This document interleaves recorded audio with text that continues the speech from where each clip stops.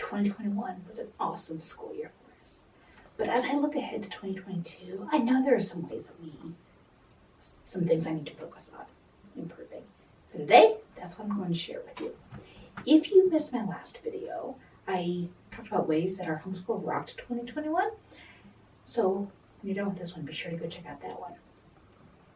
Before I share how we are going to improve our resolutions, so to speak, for 2022 in our homeschool, I'd love to know something that you're going to focus on in this new year. Oh, yeah, Happy New Year to you. So first thing, I have been hit or miss in the past with using reading lists in our homeschool. Before middle school, I've really taken the idea of just letting my kids read whatever they want to read each day. If it's cookbooks, if it's nonfiction, if it's fiction, if it's storybooks, whatever they're doing, they're getting all the practice skills of becoming better readers. And then in middle school, I moved them more towards a formal reading list. But somehow, in 2021, I didn't really do that. And I don't know what happened. I don't know if I just never sat down and made reading lists for them or what. I don't know. Somewhere along the line, it just didn't happen. So this year, that's something I really needed to work on. Now, part of that will be easy with the 2022-2023 school year because Ben will be moving to high school, which I'm not ready for. And he's going to do Build Your Library, grade 9, which has a reading list built into it. So part of that will be easy for him. But this still, first half of 2022, I need to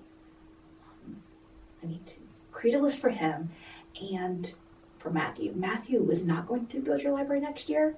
He says not the plan. He's not as much of a reader as Ben is. So I need to figure out what I'm going to do for him for a reading list as well. So number one thing I'm going to do better with in 2022 are reading lists. Number 2, as you know, we spent a lot of 2021 and part of 2020 focusing on just not being afraid to sit down and write, not fearing the blank sheet of paper. We did this in a lot of ways, including writing prompts and don't forget to write, and those were huge. But especially before Ben moves into high school, I need to focus on the actual composition more of good sentences, good paragraphs. They can do them, but there's definitely they just need to be able to do better. Short answer.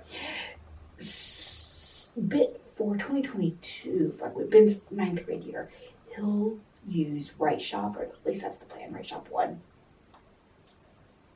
But for this part of the year, I think that what I'm going to do is buy a couple books. I don't know how to pronounce the last name. It looks like Kilgallen. I don't know if that's the right name, the right pronunciation or not. But I've heard about these books for years over on Well-Trained Mind forums. There's a couple different ones. They have sentence composing for middle school and paragraph composing for middle school. And then they have, for an elementary version, I think they have both of those. I know they have a sentence composing in it. I'm not sure. There may be others in the series. I don't know, but that's one I have on my Amazon cart right now is the sentence composing. And its focus is on like really good sentences, like variety and maturity and like complexity and building that. And once you have really good sentences, then moving into paragraphs isn't so difficult. And then moving into 5-paragraph essays isn't so hard, longer. Some of you may be saying, they're in middle school and they don't do that great. My daughter didn't either.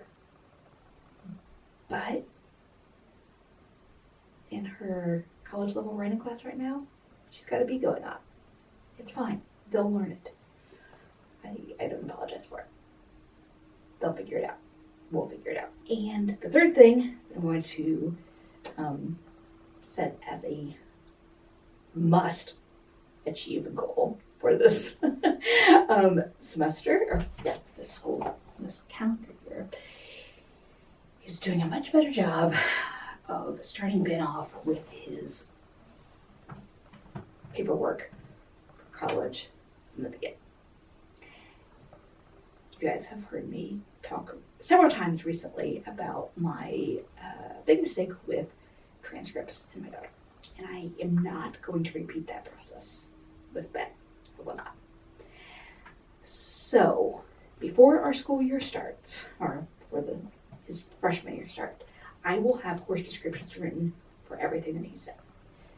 They will probably need to be tweaked as things change in the year, but I'm going to start off right. I'm not repeating that. And to go along with that, my other goal leading in high school is that before the school year is over, I want to have a 4-year high school plan created for Ben that will change, but that gives me a really good guidance. I'm going to base it on what I've learned from my daughter and getting her through high school and the mistakes we made there with balancing things and such. So I will do that for him. And because he and Matthew are just 2 grades apart, some other stuff will overlap. So I'm going to go ahead and create one for him as well. And if you want my template for that, check the link below. And I will see you over in the video to find out what happened, what we rocked in 2021. Thanks for watching.